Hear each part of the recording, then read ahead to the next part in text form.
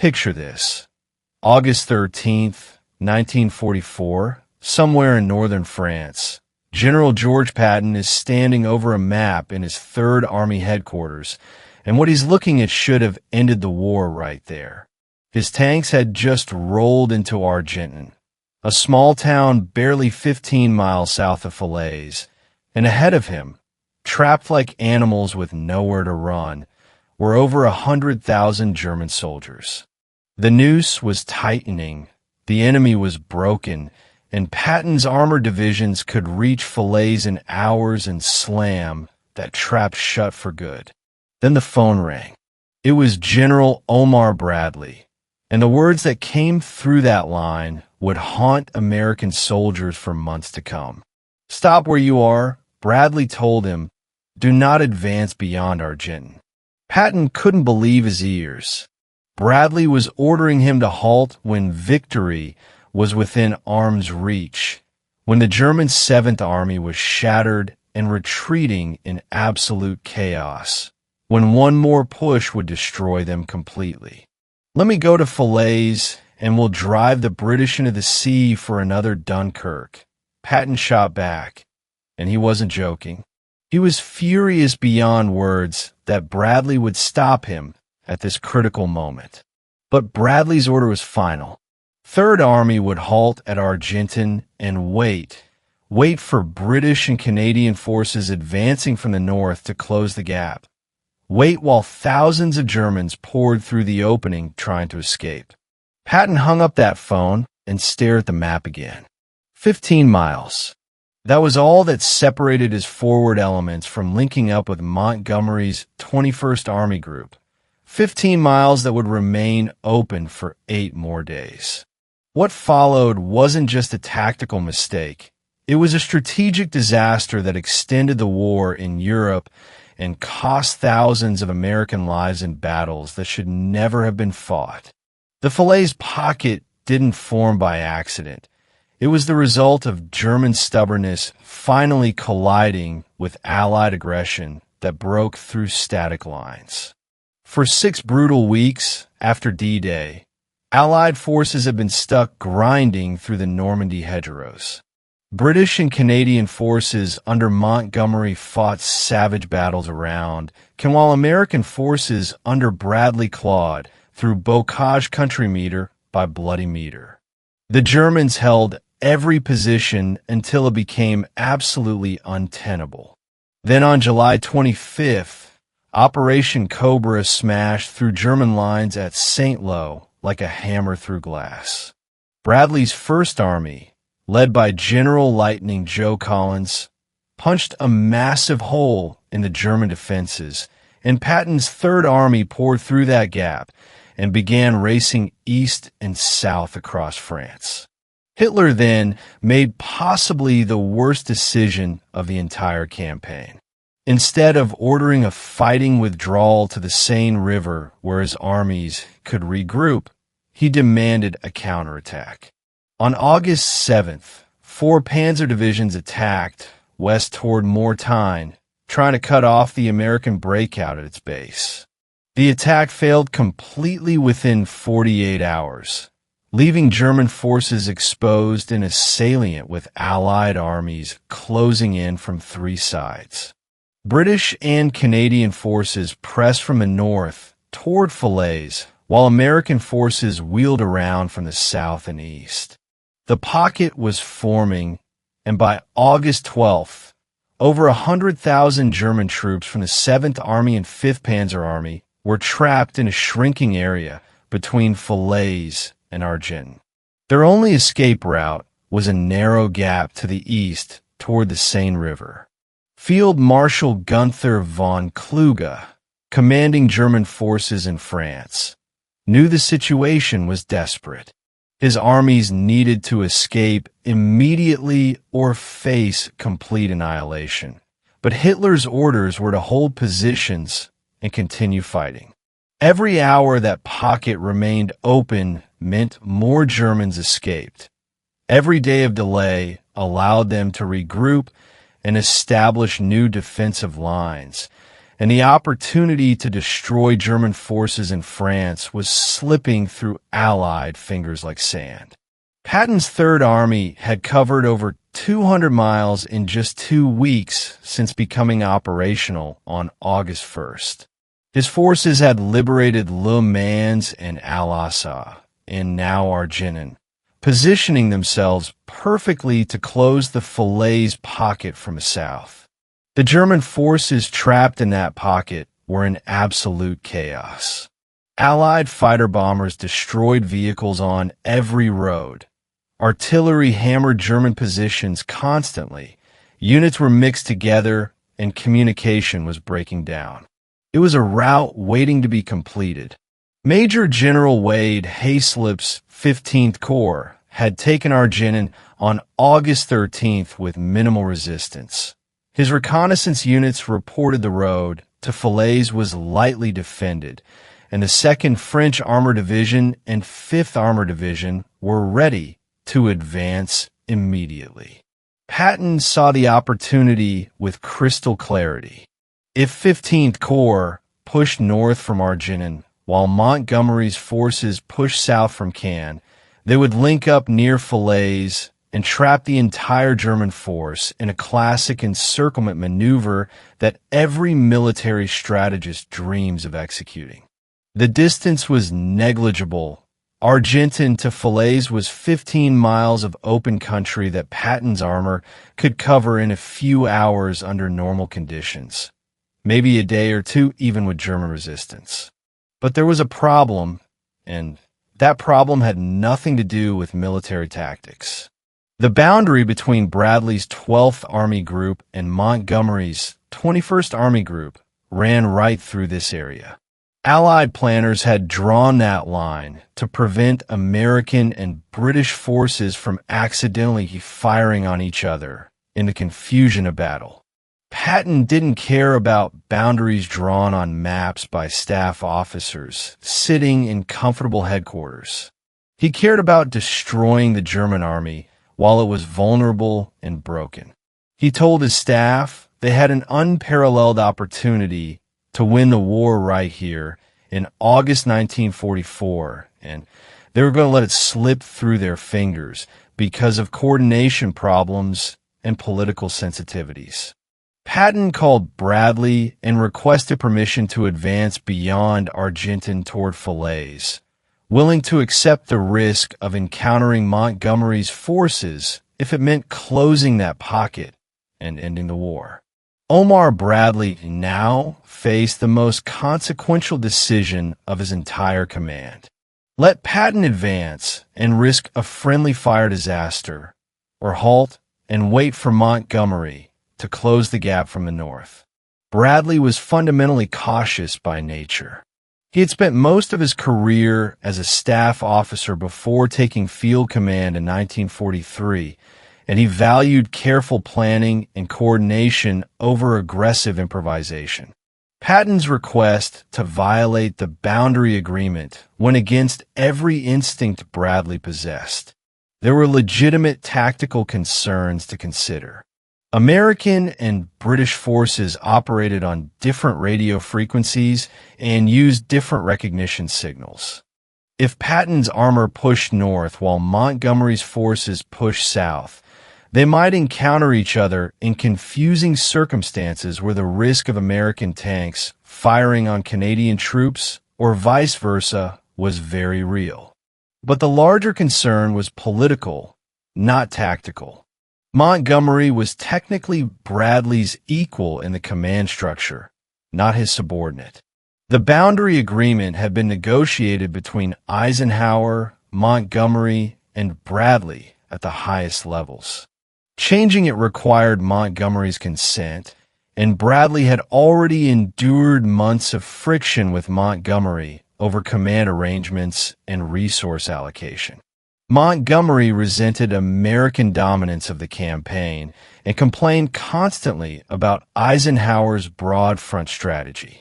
The relationship was tense and fragile, barely holding together under the pressure of coalition warfare. If American forces crossed into Montgomery's sector without permission, it would be seen as a deliberate insult. Montgomery would protest to Churchill.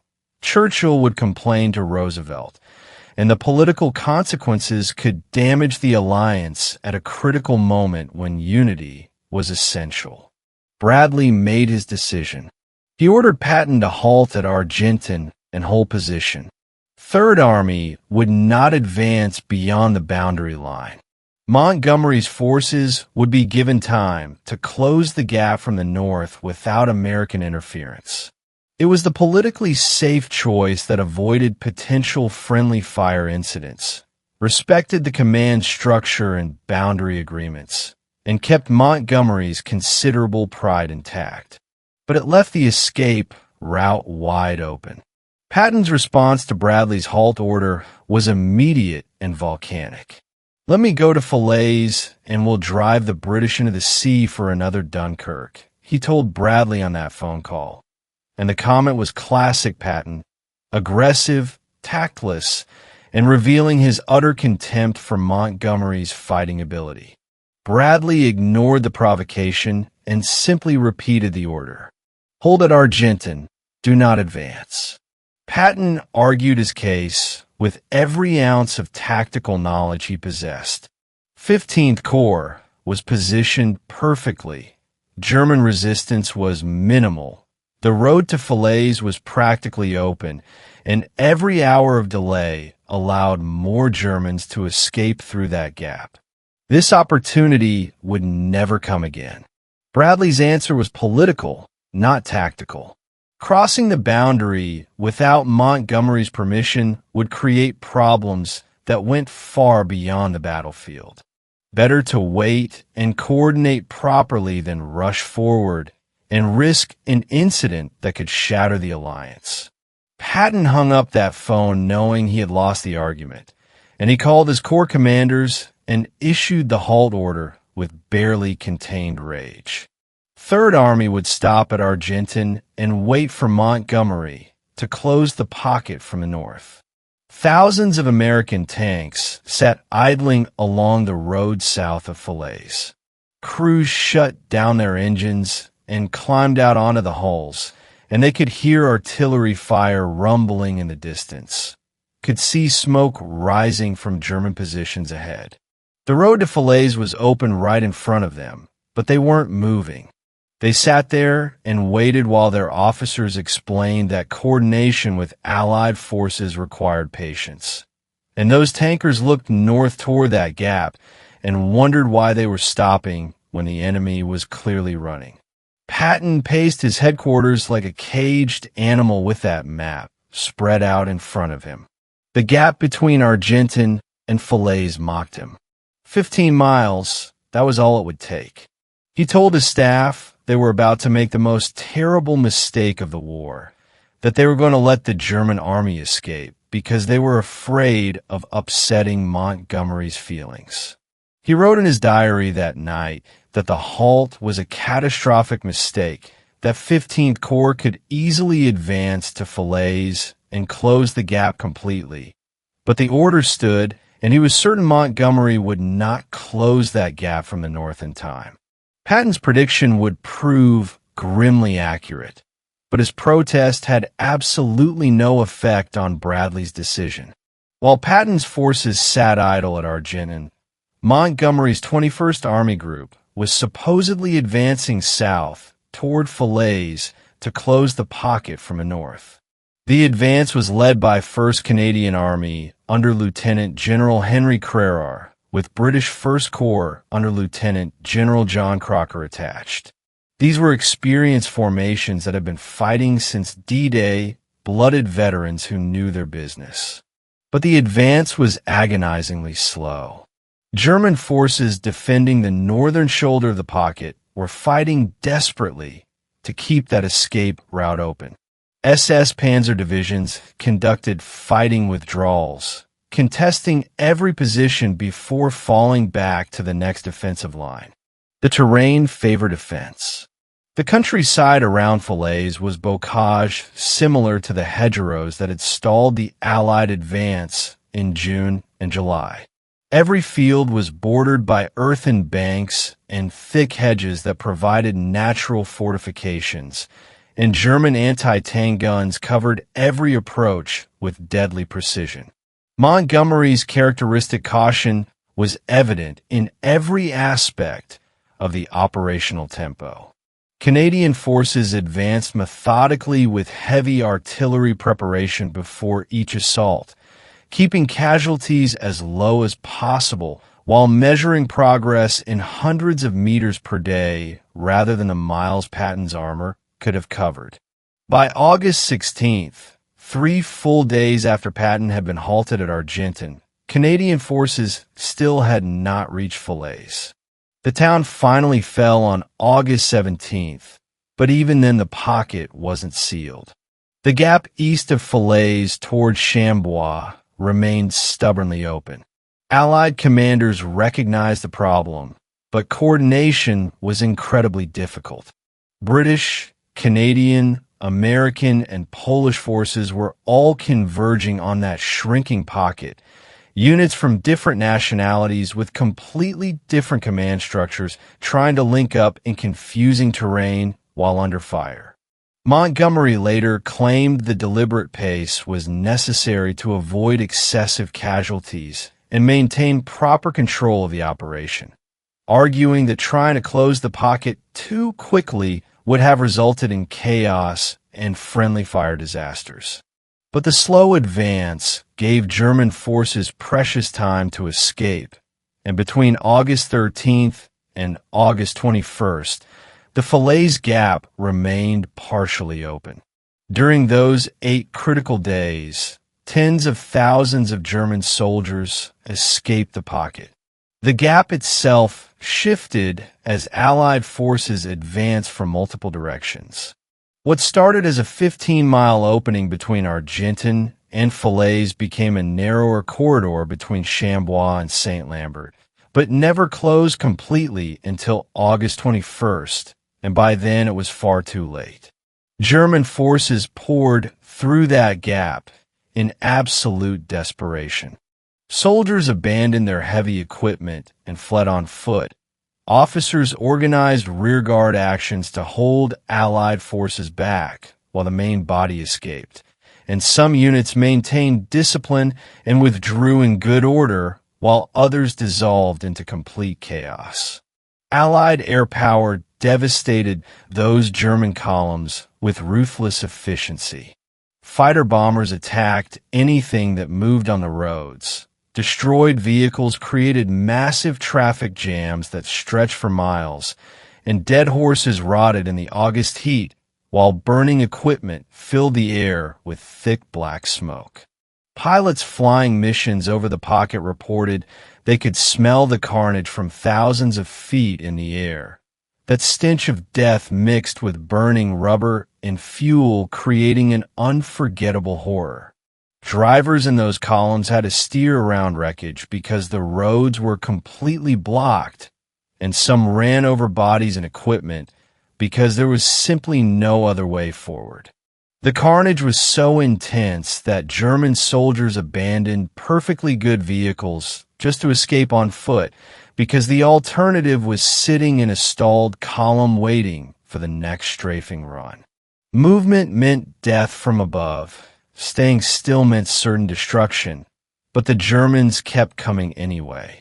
Field Marshal Walter Model, who replaced von Kluge on August 17th, ordered every available unit to fight its way east toward the Seine because the alternative was surrender or annihilation, and most chose to run through that corridor of death rather than wait in the pocket to be captured.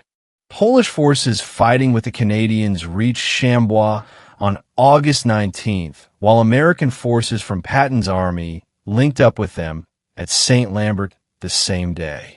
The gap was finally closing, but it wasn't completely sealed until August 21st when all organized German resistance in the pocket ended. By then it was too late, and a significant portion of the trap force had escaped. The question haunting everyone was simple. How many got away? The exact number of German soldiers who escaped the Falaise pocket has been debated by historians for 80 years because the fog of war makes precise counts impossible. Allied forces captured approximately 50,000 German prisoners inside the pocket and counted roughly 10,000 German dead. Destroyed vehicles numbered in the thousands, and the material losses were absolutely staggering. But German records suggest that between 20,000 and 50,000 soldiers escaped that encirclement, and these weren't just random soldiers throwing down their rifles and running for their lives. They were experienced combat veterans from elite formations, the backbone of the German army in the West. Elements of the 2nd SS Panzer Division Das Reich got out. Survivors from the 1st SS Panzer Division Leibstandard Adolf Hitler escaped, and parts of the 12th SS Panzer Division Hitlerjugend made it through. These were the best trained, most fanatical units in the entire German army, fanatics who would fight to the death rather than surrender. Regular Wehrmacht divisions also escaped in significant numbers. The 116th Panzer Division, 2nd Panzer Division, and Panzerlehr all had survivors who reached the Seine and continued retreating east toward Germany. These weren't just survivors lucky enough to slip through.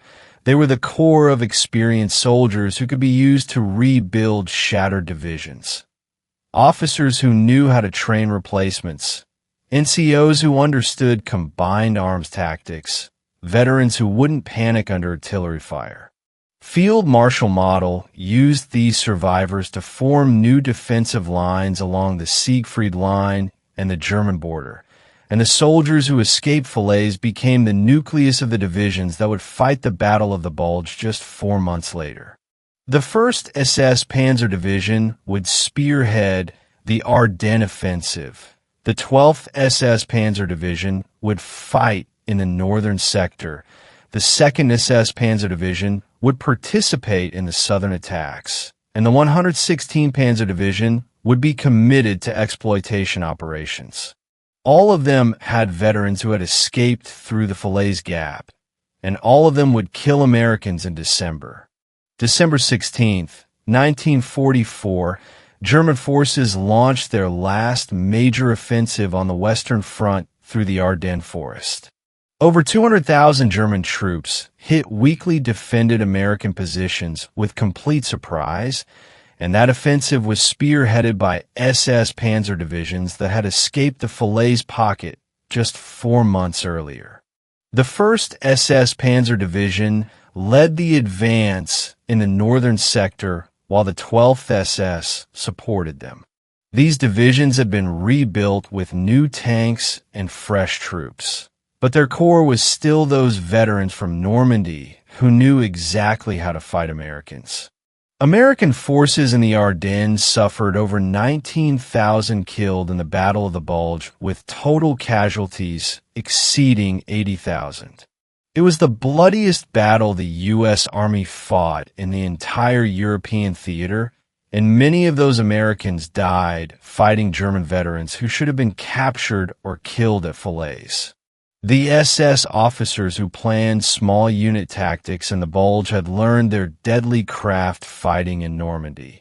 The panzer crews who destroyed American Shermans in Belgium had escaped through that gap in August, and the connection was direct and undeniable.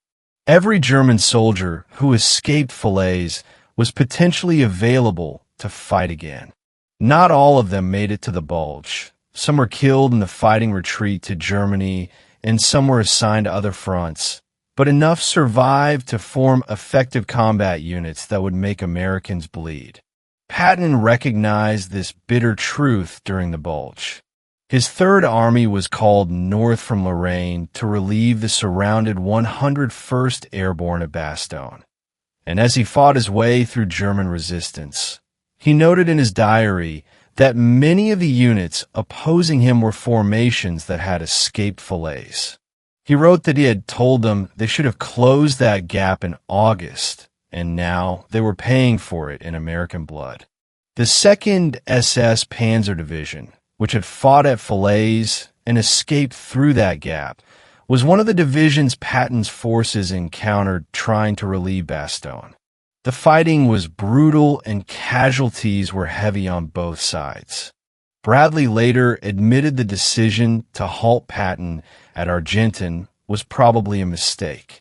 In his memoirs, he wrote that closing the gap earlier might have shortened the war and saved lives. But he never acknowledged exactly how many lives, never put a number to the cost of his caution.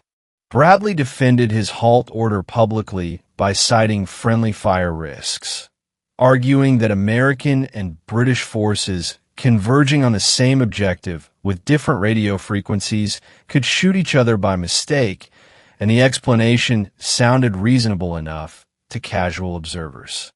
But that friendly fire excuse didn't hold up under scrutiny. Soviet forces on the Eastern Front regularly closed encirclements from multiple directions without excessive friendly fire incidents. Proper coordination and radio discipline could manage the risk, and the 19th of August proved the point perfectly. When American and Polish forces finally linked up at Chambois, there were no friendly fire disasters, no tragic mistakes. Units from different armies coordinated successfully despite all the confusion of combat. Bradley knew the friendly fire excuse was thin as paper. In his 1951 memoir, A Soldier's Story, he acknowledged the halt order was probably wrong and admitted the gap should have been closed sooner, but he stopped short of saying how many American lives that delay actually cost. What Bradley never admitted in print was that his decision was fundamentally about command relationships and alliance politics, not tactical risks on the battlefield. He had chosen to avoid a confrontation with Montgomery over boundary violations, had prioritized alliance harmony over the opportunity to destroy the German army in France. Patton understood this immediately. His supporters understood it, and military historians would debate it for decades. But the soldiers who died at the Bulge never got to weigh in on whether protecting Montgomery's pride was worth their lives. The German forces that escaped Falaise retreated to the Seine River, then fell back to the Siegfried Line along the German border. They formed the core of the German defense that held Allied forces through the brutal fall and winter of 1944. The fighting in September and October was some of the bloodiest of the entire war. American forces attacked the Siegfried Line at Aachen and in the Hürtgen Forest, and casualties were absolutely staggering for minimal gains. The German defenders fought with skill and determination, and many of those defenders were veterans of Normandy who had escaped through the Falaise Gap. They knew Allied tactics inside and out, had been fighting British and American forces since June, and they were experienced, battle-hardened soldiers who wouldn't break easily under pressure.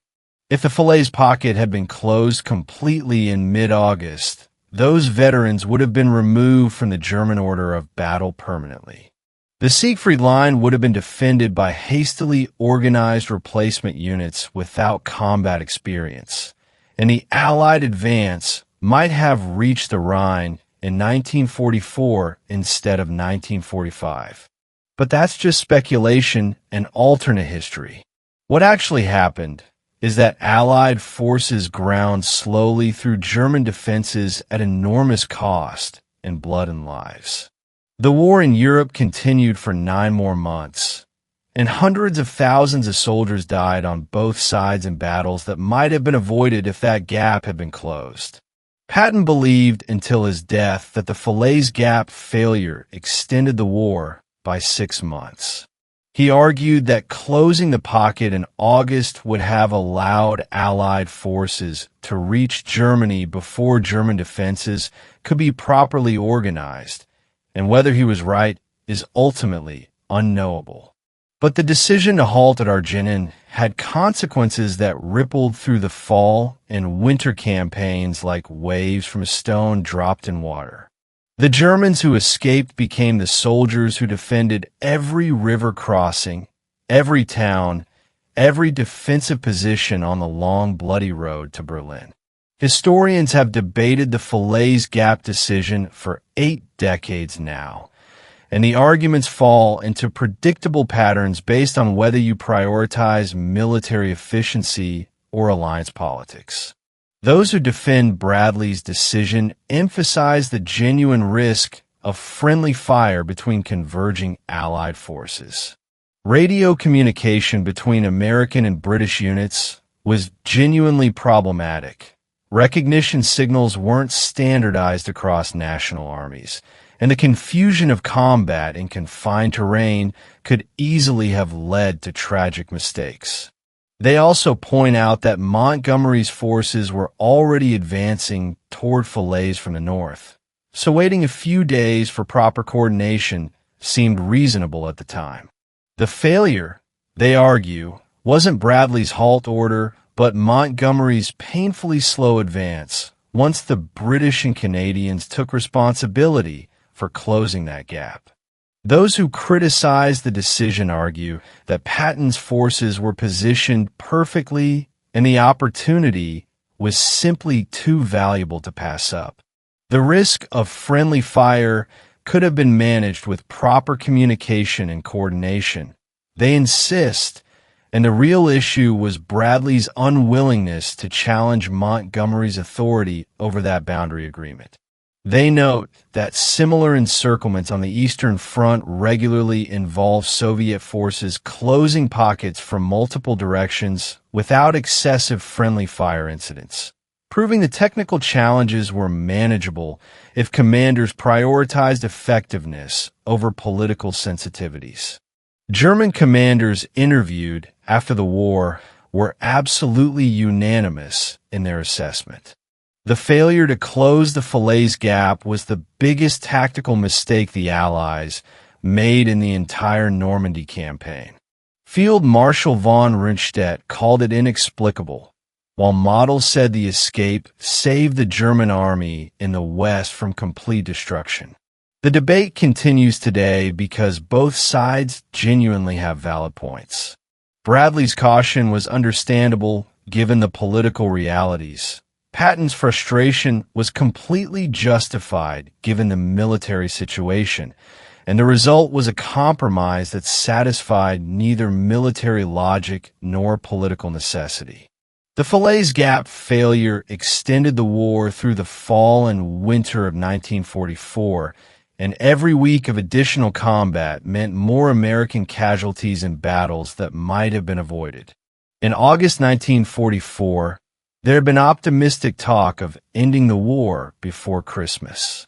If the Falaise pocket had been sealed completely, if the German army in France had been destroyed instead of allowed to escape, Allied forces might have reached the Rhine by October, and the Siegfried Line might have fallen before winter set in.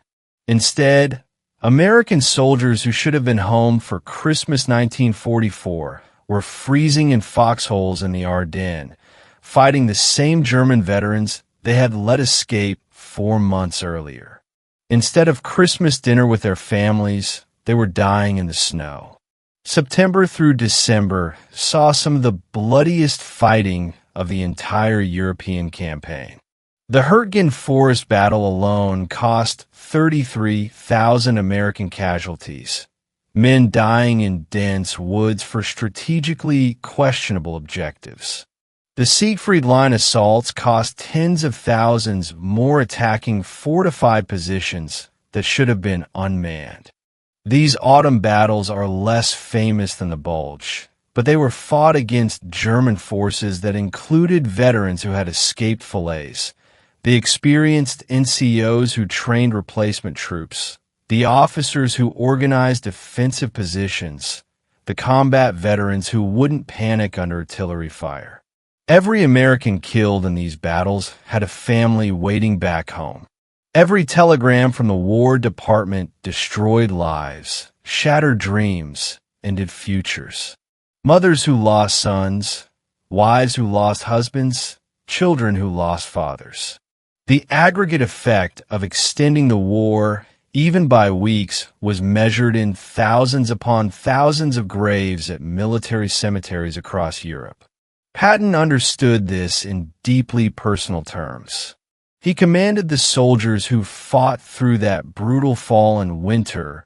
He saw the casualty reports from every division under his command, and he knew that decisions made in August were being paid for in blood in November and December. Bradley carried the weight of his decision for the rest of his life. In his memoirs, he acknowledged the gap should have been closed sooner and admitted the halt order was probably wrong, but he never quantified how many lives it actually cost. That calculation is impossible to make with absolute precision, but the numbers include not just the bulge, but all the grinding autumn battles that preceded it. The total runs into the tens of thousands when you count all the casualties from September through December fighting German forces that should have been captured or killed at Falaise, and every single one of those deaths had a name, a face, a story, a life cut short. December 1944, Patton stood in the snow at Bastogne, watching his soldiers fight Germans who should have been captured 4 months earlier. This was the moment he had predicted back in August, the validation he never wanted. His staff officers watched him study the tactical maps showing German formations. 1st SS Panzer Division attacking from the north, 12th SS Panzer Division in support, 2nd SS Panzer Division trying to cut the road to Bastogne. All of them rebuilt around the veterans who had escaped Falaise. Patton didn't say "I told you so" because he didn't need to. Everyone in his headquarters knew exactly what he was thinking. The halt order at Argentan had led directly to this moment, and the decision to prioritize alliance politics over military effectiveness was being paid for in American blood in the Ardennes snow. He wrote in his diary that he had warned them they should have closed that gap in August, and now they were paying for it in the worst possible way. But there was no satisfaction in being right, just anger at the waste and frustration at the soldiers who had died fighting an enemy that should never have escaped. The lesson had been taught to him repeatedly throughout the war.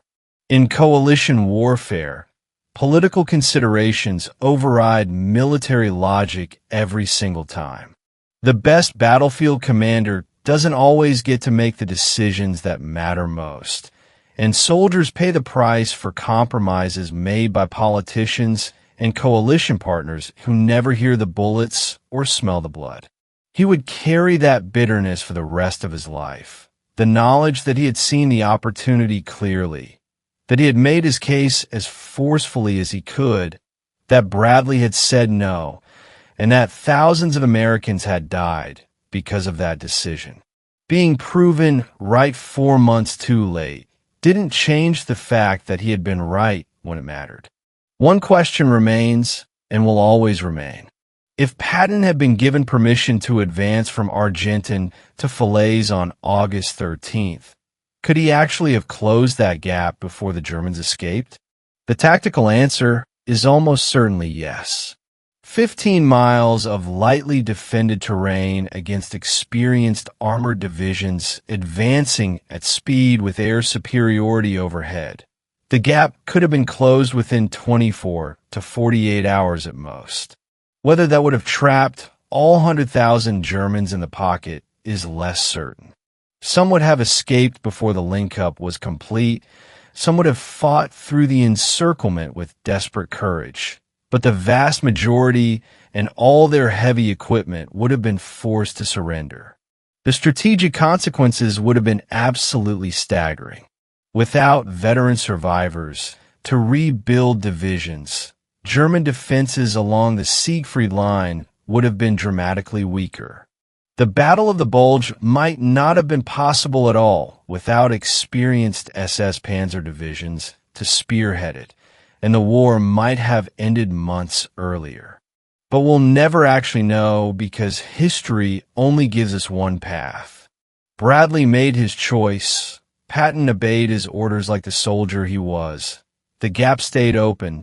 The Germans escaped, and thousands of Allied soldiers paid the price in the battles that followed.